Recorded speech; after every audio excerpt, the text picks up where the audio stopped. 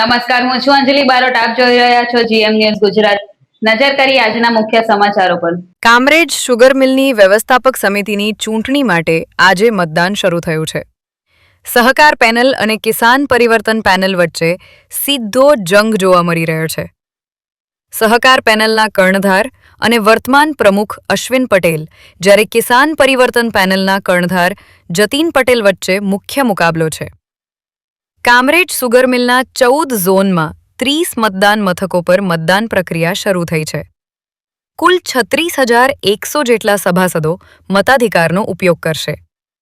18 ઉમેદવારોમાંથી સહકાર પેનલના 4 ઉમેદવારો બિનહરીફ થતા હવે બાકીની બેઠકો માટે ચૂંટણી જંગ જામ્યો છે.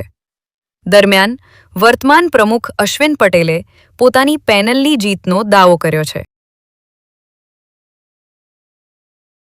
મતદારોનો ઉત્સાહ જોઈને જ તમે કલ્પના કરી શકો છો કે છેલ્લા 5 વર્ષના મારા વહીવટથી એમને સંતોષ છે અને આજે સહકાર પેનલના તમામ ઉમેદવારોને વિજયી બનાવવા માટે અને આ સંસ્થામાં ફરીવાર મને શાસન આપવા માટે લોકોમાં જે ઉત્સુકતા છે એ વિશ્વાસ સાથે મારા 4 કામરેજ ઝોનમાં પણ લોકોનો જે ઉત્સાહ છે, વહેલી સવારથી લાઈનો આપ સૌ જોઈ રહ્યા છો ત્યારે હું જંગી બહુમતીએ વિજયી થવાનો છે, એનો મને દ્રઢ વિશ્વાસ છે. સામે કિસાન પરિવર્તન પેનલ કેવી સ્થિતિ? સાહેબ, એનો એજન્ડા શું છે? એમનો કોઈ એજન્ડા જ નથી. વહીવટી 5 વર્ષના વહીવટના કોઈ લેખાજોખા એમની પાસે નથી, નવું વિઝન નથી. ભૂતકાળમાં એવો શાસનમાં આવતા ત્યારે સુગર ફેક્ટરીને તળિયે લઈ ગયેલા.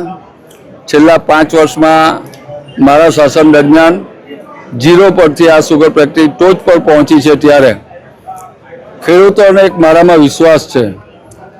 36,100 સભાસદનો મારો પરિવાર, એને મારામાં જે વિશ્વાસ છે એને લઈને હું કહું છું કે તાજવાની પેનલના તમામ ઉમેદવાર આજે વિજયી થવાના છે. જીએમ ન્યૂઝ ગુજરાત સાથે હિતેશ પરીખ, બારડોલી.